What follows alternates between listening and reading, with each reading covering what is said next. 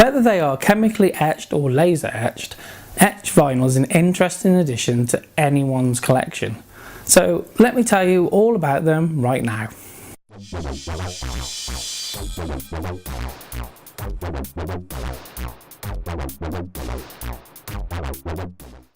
Etching images onto vinyl dates back to the late 1800s when the gramophone company would etch their logo on the centre of the reverse side of a single-sided record. Edison diamond discs also had etched labels, with most featuring an etched picture of Thomas Edison. There are different types of etched records with different manufacturing processes, but first we will take a look at the chemically etched variety. These are mostly seen on the B side of a record and have no playable music at all, although there are some exceptions which I will talk about shortly. While researching this video, I found a vinyl manufacturing company called the Vinyl Factory. They have a very detailed guide to the processes involved in making these kinds of records. Here's a brief description. The Vinyl Factory say that a chemically etched record starts with a nickel plate which is dipped in a UV light sensitive fluid and then baked in an oven. The etch design is a transparent and black film, like film used for an overhead projector. The film is placed on top of the cooled down nickel plate and exposed to UV. The design is etched into the mirrored surface of the plate using ferric chloride. Then when complete will be pressed onto the vinyl. For a detailed guide of how this is done, there's a link to the vinylfactory.com in the description. Before we get to the laser etched vinyl, I'm going to talk more about other types available. Now these may have a number of different manufacturing processes depending on who made them. Now you may be deprived of some music by purchasing these editions. I have this 7-inch etched single by Anthrax that only has the single on one side, no further tracks, but if you were to purchase the 10-inch picture disc version or 12-inch you would get one or two extra. On the other hand, I have the Alice in Chains combined EPs Jar of Flies and Sap, with all the tracks of Sap fitting nicely onto the C side of this set, leaving side D clear for this design. Mine is a reissue of the record by Music on Vinyl released in April 2010. As you can see, it has an awesome design, perfect for the etched format. Usually you cannot see the etched side while playing the record, but there are some exceptions to this, such as the Stone Temple Pilots re-release of their debut album Core. It's a clear vinyl edition with a mirror image etched on the rear, so it can be viewed on the A side through the grooves.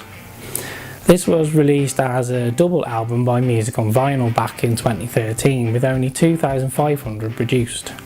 Here you can see a small part of a 1-minute video showing the manufacturing process. You can find the link in the description. Although most etched records use an entire side of a record, there are some exceptions, such as a release of an Iron Maiden LP, Stranger in a Strange Land, has the etched part around the outside, with the start of the playable part of the record further in. I have seen some 12-inch releases like this, with the groove starting where a 7-inch record would usually begin, but in this case it looks like they start where a 10-inch record might. Iron Maiden also released, among others, a live album called Raiding Europe, with an etched inner bit, larger than a label would be, with the playable part around the outside. Here are some examples of records from my own collection that have etched sides. So first I have Addiction by the Almighty. This was released March 1993. It's a limited edition 12-inch with a clear cover and card backing, which I think is essential with clear covers as they tend to sag under their own weight otherwise. Anyway, this is 3 tracks on one side, and here is the etched design on the back featuring the band's logo and title of the record.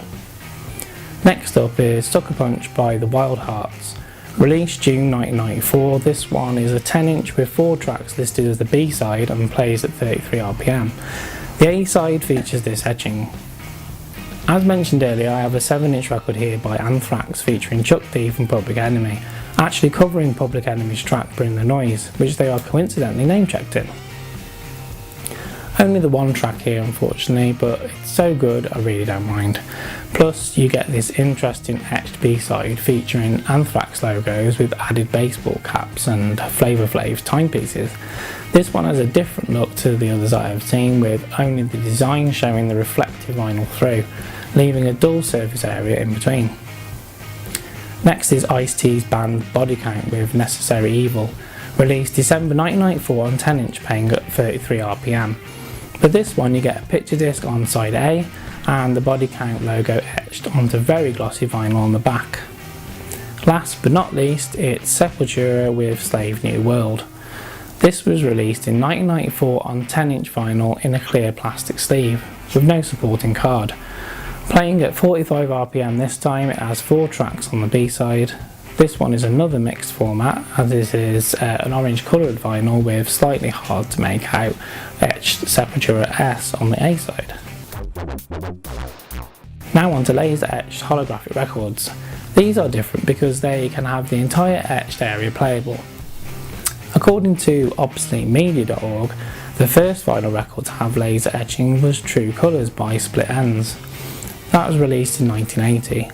This featured the logo from the album cover as well as other shapes. When light shines onto the etched areas, you'll see a range of polychromatic colours. This type of etching was originally designed to prevent counterfeit copies. Other examples of this kind of laser etched record are the Superman 2 soundtrack, released in 1980. This has the Superman logo etched a number of times around the record. And Styx, Paradise Theatre, released in 1981. This one features the Styx logo etched along with the design. These kind of records are still being manufactured by various companies, one of which is Pirates Press, based in California. They have produced a new type of playable holographic record based on their own manufacturing process. I contacted the owner, Skippy, and he very kindly answered my questions. They also shipped me over an example to show you, and here it is. As you can see, there is quite a striking effect. I personally would like to see this more often on records.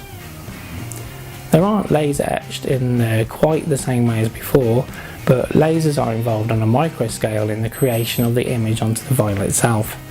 The grooves are then cut into that image using very specific math and geometry, but still leaves enough of the image behind to show the various effects seen here.